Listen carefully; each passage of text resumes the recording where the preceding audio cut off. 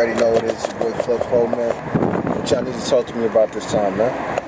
Man, just what you've been getting into this past week. I know a lot of things were going on. Chris Dorner. Also heard about something about this dude, Travis Scott. What's going on with that whole saga? With Travis Scott, man?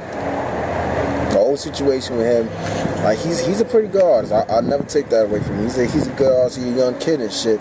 He signed with good music, but the thing is, I ain't know about him until like a couple weeks ago. Until people started hitting me up about him and shit.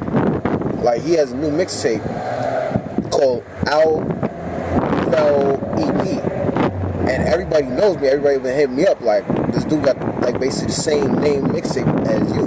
And my mixtape was called the Pharaoh EP. Actually, it's in the car. I could go to the car right now and we could go get that shit. Like, I could show y'all. I got the Pharaoh EP as the Pharaoh EP, and everybody was just hitting me up about the shit. Like they was wondering, like, yo, this dude stole the name.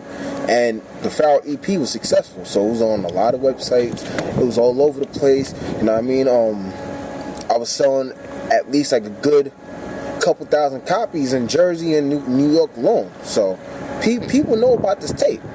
So I don't know, like I'm not jumping into assumptions or whatever, but somebody knew about this tape, and I guess it got to him. Like I said, I'm not saying he did this, but it's too coincidental, man. Too coincidental. So, like, people been hitting me up about it. It was like, yo, this dude stole your mixtape name and shit like that.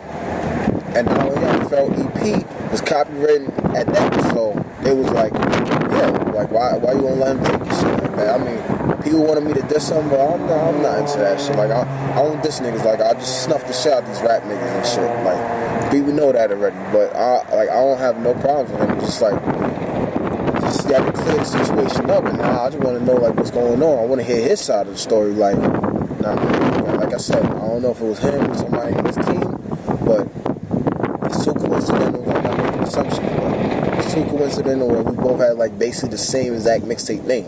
You feel me? Alright. Like, it seems to be a lot of biting going on inside of hip-hop right now. You know, maybe you think that could have been attributed to him taking the name. Maybe he was put on some pressure by the label. Truthfully, I wouldn't even be surprised. I wouldn't be surprised if the label, like, I'm not saying this happened, but I wouldn't be surprised if the label came up to him like, there's a dude, he got a little buzz, he from New York and shit, but nobody really knows him, but you got a better buzz than him, so why don't you just take the same name and boom, boom, boom. Like I said, I wouldn't be surprised. I'm not saying that's what happened, but I wouldn't even be surprised at this point.